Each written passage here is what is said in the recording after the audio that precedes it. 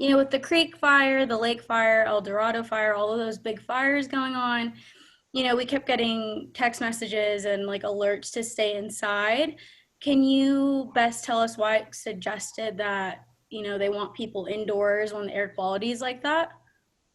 Absolutely. So, with those fires occurring, we did hit a level 5 air quality, which is unhealthy for all. And what that means is that, there's a lot of PM 2.5 that's floating around in the air, and that's a very, very harmful pollutant. It comes from residential wood smoke, fires, combustion. And so, that can travel, it's so small, it can travel deep into the lungs, it can get through your bloodstream. Yeah. It triggers asthma attacks, heart attacks. Anybody that has any kind of respiratory issues will definitely feel the effects of that.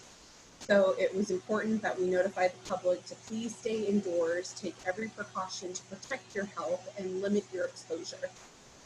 Okay, thank you. And then the air quality today, I checked and it was 162. Can you kind of talk about that in comparison to when it was like really high up in the 300s and stuff? So I'm going to check right now Yeah, no. on our RAN. So for Clovis, uh, we are sitting at a level. Oh, that's not right. It's lower than what I had seen earlier. Earlier today, we were at a level 5. And if you went outdoors, you could smell it. And what happened is the winds had shifted, and so we have a huge smoke plume that has settled right on top of us. And so our air quality today has been not the best. Yeah. So currently we're at a level 4. It did drop a little bit, but it's starting to rise again. And so we're going to see unstable air quality for the next, couple of weeks probably, until these fires get under control and they're completely contained. We have the Creek Fire that is blowing a lot of the smoke into our valley, and we have the SQF fire that is blowing a lot of smoke into the valley. And over the weekend, I want to say like Friday, we saw the wind shift. We had a low pressure system that came in and a little bit of rain that kind of fell here in the Fresno and Clovis area. Yeah. And that was enough to blow a lot of the pollution out. So Friday and Saturday, if you went outdoors, you saw blue sky, you could see the sun, and man, we haven't seen that for a while. But then a high pressure system came back in, and if you step outside, it's kind of gloomy and it's very gray looking. Yeah. And we'll continue to see that for the time being. We have a high pressure system that came in today, and it's expected to stay throughout the week. So we're anticipating, we're going to keep seeing these smoke impacts. And so for people that have respiratory issues or any kind of health concerns, definitely follow RAN. It's completely free. You can get it through your computer. Go to www.myran, which is RAAN.com. Or if you have a smartphone, it's a free app. Just search Valley Air, and it will give you what the current air quality is in your particular location. Okay, that's so awesome. I didn't know that that was even a thing. So I'm sure a lot of people are going to be happy to hear about that. Definitely. And then so with the numbers being at 162 and that's unhealthy, and when they're way up in the 300s, very unhealthy, what would someone from, San Joaquin's Valley air pollution say that, is a healthy number to be outside and go hiking or go for a jog or do some outdoor activities? So two different scales here.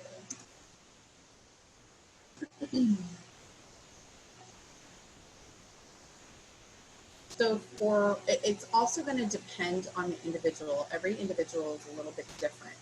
If it's a perfectly healthy person that doesn't have any kind of, underlying health concerns, anything probably at 150 and below is going to be fine for them. Because they wouldn't be considered a sensitive group. They wouldn't, have any kind of effects. But we always tell people, listen to your body. Your body will tell you if something is off. If you start to feel dizzy, lightheaded, If you're feeling a tightness in your chest and it's a little difficult to breathe, you're definitely being impacted, and you're going to want to take the precautions to remain indoors or limit your exposure. But if you're looking at the AQI, anything 150 and below would be fine. And then for individuals that are that do have underlying conditions or they have asthma, anything 100 and below is going to be fine for them. Thank Based you. on AQI. And then, so fingers crossed that, there's no more big fires. We don't have any more, anything ugly like that, because that was a bit much. But if we were, and it goes back to those really like muggy days and like really, really smoky days, what can someone do from like the inside of their home to better keep safe and I guess have better air, or try to get the air that they're in feel a bit more normal?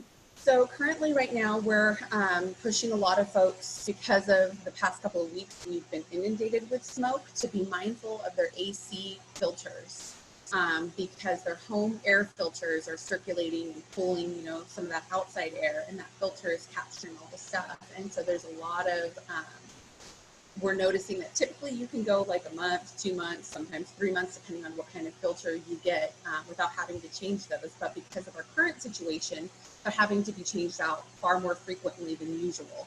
So just reminding folks that their home or their home AC air filter should definitely be checked regularly. Same with their vehicle cabin filter, because we do, life still goes on. We have to go to school, we have to go to work, we have to run errands. And our vehicle has the exact same filter in there that's, capturing all that stuff. So to be mindful and change those out regularly. And then, if people need a safe space, I know there was one day here in the valley where a lot of the smoke levels were so high that it was seeping through. You could smell it in your home. So if people have the means to be able to buy a room air cleaner, then that's great. But those are kind of pricey. They can be anywhere from $100 to $150. And if that was too much, then you can easily build one yourself by purchasing a box fan and getting a HEPA filter and just attaching it to the fan, and boom, it does the exact same thing. And you can do that all from anywhere from like $25 to $30. So there are options, and it will clean out the air, in your vicinity.